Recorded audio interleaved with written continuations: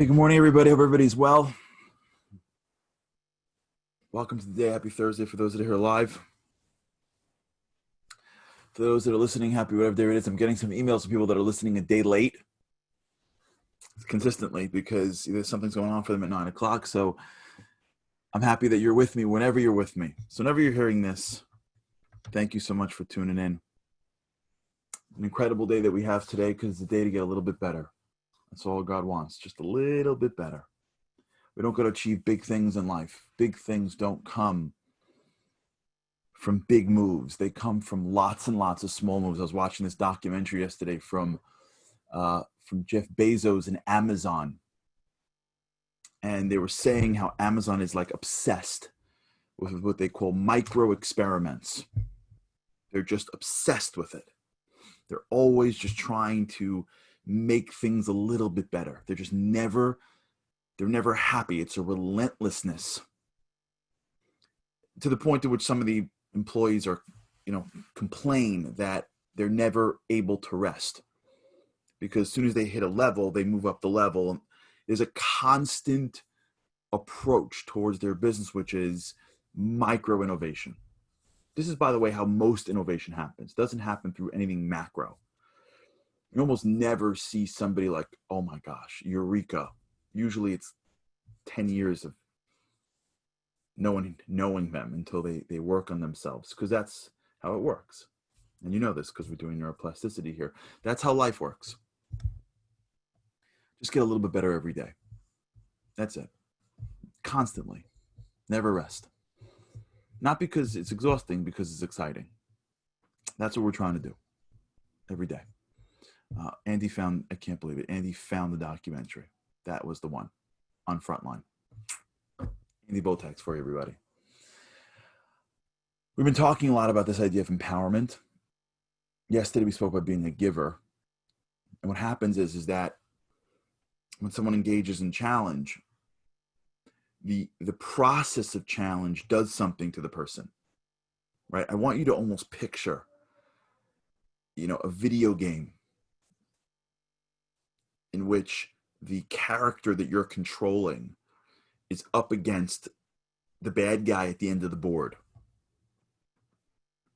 And when you're up against that guy, there's a lot that he's throwing at you. He's spitting fire and he's zapping you, and you're the little guy or the little woman, and you've got to figure out how to fight him. And you have to understand what he has so that you can jump around it and use whatever you got. And I'm just trying to put my head in the minds of my children or the minds of myself years ago. So the more we know what we're up against, the more we can face it. When we don't know what we're up against and challenge hits us, we really don't have the power to face it. That's why we get knocked over, not because we don't have the capacity, it's because we don't have the tools.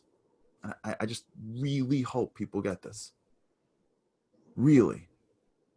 The reason why we fail, ultimately, is not because we don't have the capacity. We're a piece of God. We got capacity. I would say that if God brings you to it, he can bring you through it. And if you're built from him, then whatever he throws at you, almost by definition, you can handle. You hear what I'm saying? Like I would almost believe, I do believe, but I'm trying to say that if he's throwing something at you, you can handle it. But there's a lot of things that we don't handle in life. We've got failures all the time. So what went wrong? I can do it. It's ultimately in my benefit. It's all non-random. So why do I keep on failing? And the answer is because we're not sure of our tools. We're not sure of what we're up against. That's the game we're playing now. And we're like nearing towards the end of it, where we're trying to like really bob and weave and understand the challenges in front of us. And what we need to really do is recognize every aspect of what they have and what they're throwing at us. Once you understand the enemy, now you know how you can combat them.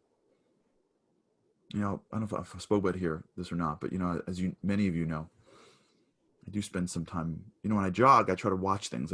Just so that you know my life, right?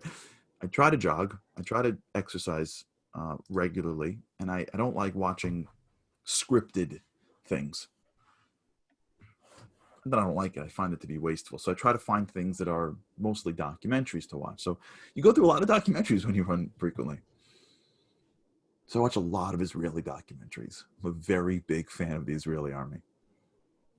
And I remember, and I think we spoke about this here, watching the documentary about how, I think it was a documentary, I don't remember, about how they're able to shut down the Iranian nuclear plant with the Stuxnet virus. And the brilliance of that move is that the Iranians were waiting for the Israelis to send in jets like they did in 1981 against the Osirak nuclear plant. So they built these ground-to-air missiles. Meanwhile, the Israelis, through the Mossad, implanted a virus. They couldn't respond because the virus that they built was so sophisticated that it had to make it look like it was not a virus. So they didn't even know to look for it. It looked normal, but it wasn't normal. It was the most brilliant cover. Not only were they not sending planes, they had a virus. Not only did they have a virus, they made it look like it wasn't a virus. Forget about it. The Iranians potentially were able to go up against the Israelis, potentially. They don't have the might of the creator of the universe behind them like we do. But they didn't know where to fight. And as you delve into the world of viruses, you just can't find it. That's why we're all still in this world of masks and this. And why is this happening for? Because we don't know where to get it. Part of what we're doing here is identifying what am I up against? And you have your own what you're up against. You have to have an awareness. That's why journaling is so critical. That's why thinking is so critical. Not during your day, but in your times of thinking, because you got to know why you failed yesterday. But you got to delve into yourself to get underneath it. And yesterday we spoke about this idea that many times that when you are up against challenge, there's this natural inclination to focus inward. It makes sense. It's intuitive. And that happens almost automatically for the first few minutes. Your amygdala hijacks, and now everything is focused internal. But if you consistently live that way, you end up being self-focused. So you end up only being able to tap into the powers of your body. Now, even though I don't mean your physical body, right? There's levels of your soul, and some of the levels of your soul is your body. As they say, the nefesh bahamit, the nefesh bahamis, my understanding of it, the spirit, the soul that is the animalistic part. It's a very selfish energy. And when you tap into it, you focus on self, you take care of yourself, but you don't tap into the extent of your soul, which is the higher level of your soul, the nefesh, the soul of Elokit, the nefesh Elokut, not Elokut, I'm trying to translate for the Sephardi language, nefesh Elokus, which is sort of the godly part of your soul, which is so much more powerful. So when you engage in a challenge and you immediately look to find purpose in the challenge, to find someone who's going to benefit beyond you from the challenge, when you're up against, a raise to ask for, but you think of your family, when you're up against a health issue and you think about who you're going to help that has that health, or what you're going to do like when you can be healthier, when you're up against a livelihood issue, and you see the people that you want to give to and you want to be part of, when you're doing it for more, when you're pushing yourself physically, and you're doing it for the benefit of even for you in the future, so you can take care of people, or when you're part of an army, or whatever it is, when you are able to tie your physical challenges with some greater purpose than just your own survival, you now can tap into a larger resource. So when you engage in pain, find a purpose for your pain. Find one. Because if you find one, you will see you are going to automatically engage in so much more power to use that. Because when it comes to yourself, you can only go so far. When it comes to other people, you can go so much further. My mom always says this. She says when it comes to herself, she'll give in. But when it comes to her children, she'll go crazy. She's right. That's what every parent would do that, right? Every parent knows that when it's you, you're like, okay, fine, I'll wait. When it's your kid, what happened? The answer is that you've taken the pain, the challenge, the embarrassment, the vulnerability, all the stuff that you're not going to do for yourself. You're just attached to somebody that you care about more. And as soon as you attach it to something purposeful, you open up like a spigot of energy. But something else happens whenever you're engaged in challenge. Once you start to focus inward, you start to feel alone. You see, when you're self-focused, you're focusing on yourself. Remember we spoke about the schema. The schema is able to pick whatever it wants to focus on. And when you focus on yourself, by definition, you're alone, or you're with less people, right? Because you're with yourself, right? You walk into a room, if all you're focusing on yourself, you're really alone in a room. Walk into a room and you focus on everyone around you and your friends and your family, all of a sudden now you're connected. Connection isn't physical. Connection is spiritual. Two people in one room, one person feels fully connected and one doesn't. That's not like a physical thing. So what happens many times is when you're engaged in challenge and your focus goes inward, you feel alone. And when you feel alone, loneliness is itself disempowering. We're not meant to be alone. Again, not physically. You can be alone physically. We're meant to be connected. The soul thrives on connections. We're meant to connect ourselves to causes greater than ourselves. We're meant to connect ourselves to people around ourselves, friends, family. We're meant to be connected to each other. That's how we were built. We're built to be part of a larger whole. And whenever you go through challenge, it feels like you're alone. And when you feel like you're alone, you feel like you're the only one going through it. So how do you deal with it? So there's two ways. One way we spoke about, give. This happens all the time. I speak to people about this so often, that someone feels alone and they're just like waiting for people. Like I remember when I was a kid growing up.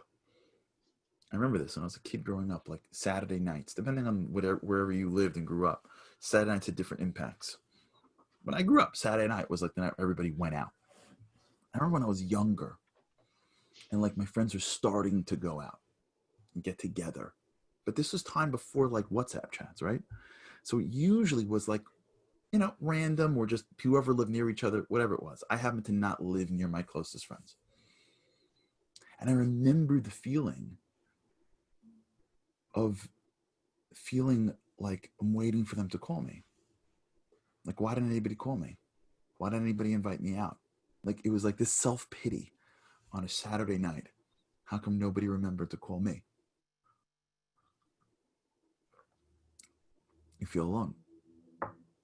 I don't have this as much, but I've learned that sometimes when people walk into a room, usually it's women with a new outfit on, and nobody says you look nice or beautiful, they feel like they look less pretty.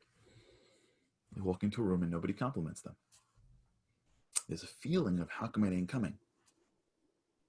We have this feeling of how come it's not coming to me. And the loneliness is really, the way we're solving it is we're just waiting. So when you feel alone, the solution isn't to wait. The solution is to act. And you act by giving. Only later did I find out that everyone's waiting for someone to call them to go out Saturday night. There's like one guy making phone calls, right? Everyone's waiting for someone to say how nice they look when they walk into a wedding, right? Everyone's waiting for everybody else to do something because they feel like, I can't do it. It's just not true. The people that end up doing things aren't more capable than everybody else. They just do it. They just take a stand. They just act.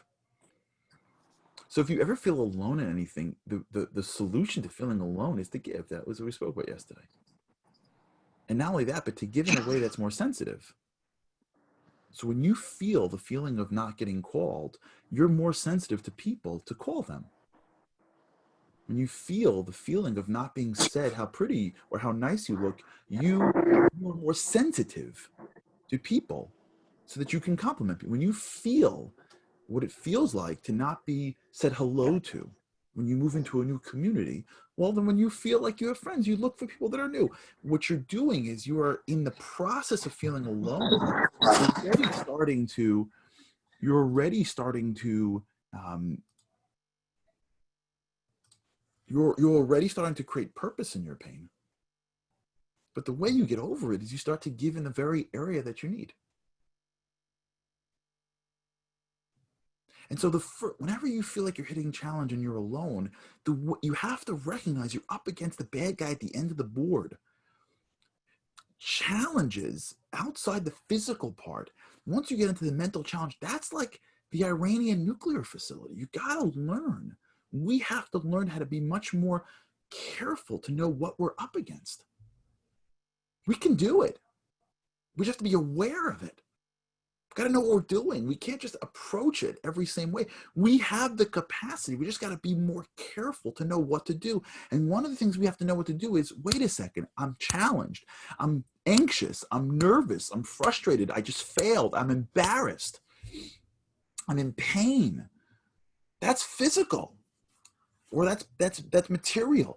Okay, what do I got to deal with? I got to deal with loneliness right now. I got to deal with feeling like I'm alone. How do I deal with that? I got to give to somebody. I got to connect to something. Because when I connect to somebody else and give to them, all of a sudden I'm connected again. The giving is what brings us to people. And when you're giving to somebody else, now you're not alone no longer. So the feeling of loneliness that usually takes place after challenge is now mitigated. But there's another thing that's so critical. I got this from Friday from Dr. Pelkovitz. I spoke about this earlier in the show, in the week. Go to ShabbatShow.com and look for the rerun of last Friday's show. We have a show with Project Inspire every Friday at 5:30. Last week we had Dr. David Pelkovitz on speaking about stress. And he said, the first thing he said, one of the most important things you have to realize when you're engaged in stress or you're engaged in anxiety is to be kind to yourself, to accept it. It's normal.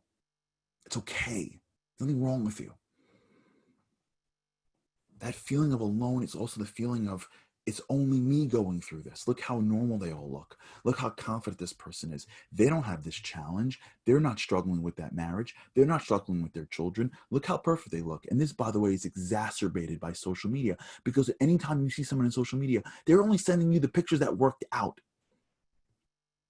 Right? No one's taking a picture of their kids killing each other on vacation and sending that to their friends. They're like, if you smile, if you don't smile, you're all being punished.